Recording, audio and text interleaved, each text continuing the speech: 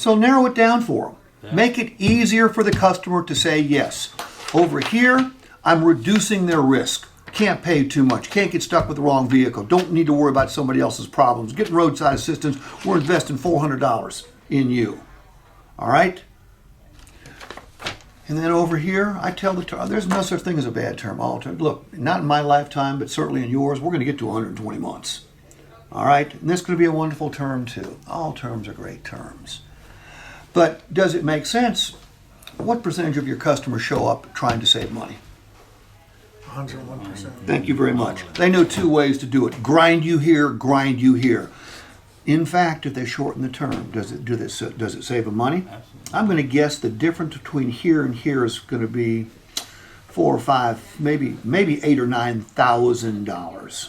If I took this out, I would know. I wouldn't do the total of payments in front of them, but I would know how much money they were saving because they're going to pass on it.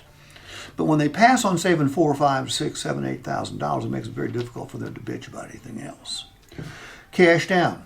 Do you guys send zero cash down option out on a first pencil? No, we do 3, 4, and 5. Okay. Well, okay. What's the average price of a new Ford? Probably 32,000. No, try 48.7. That's the average. That's the average price of a new vehicle in this country. 48.7. Average price of a used vehicle is a little south of $30,000. All right, $2,000, $3,000, $4,000 doesn't get it. Now, how do we determine how much cash a customer has down?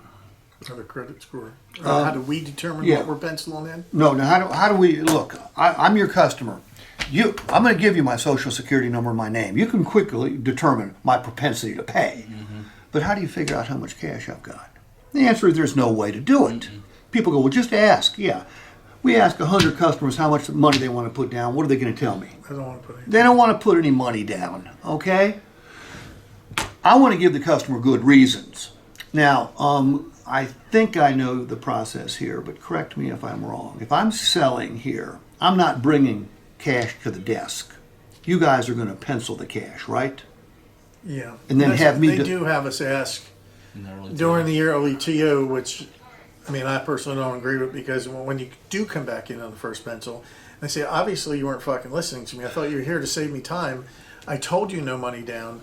And, you know, so I'd rather not ask them how much they have down, hit them with it. I'm with you. I'd rather defend it. Yeah, and so, right. well, Greg, the reason we put down 5, 10, and 15 is we were hoping that you would appreciate lower payments and saving money. That's the way we did it. But by the way, we're going to do it your way. Let me explain what cash down does for you, then you tell me what you want to do, because we're always going to end up doing it the customer's way. Yeah.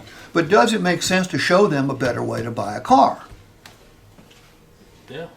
Because if they don't have cash down, well, we just conditioned them for a higher payment, didn't we? Mm-hmm. Okay.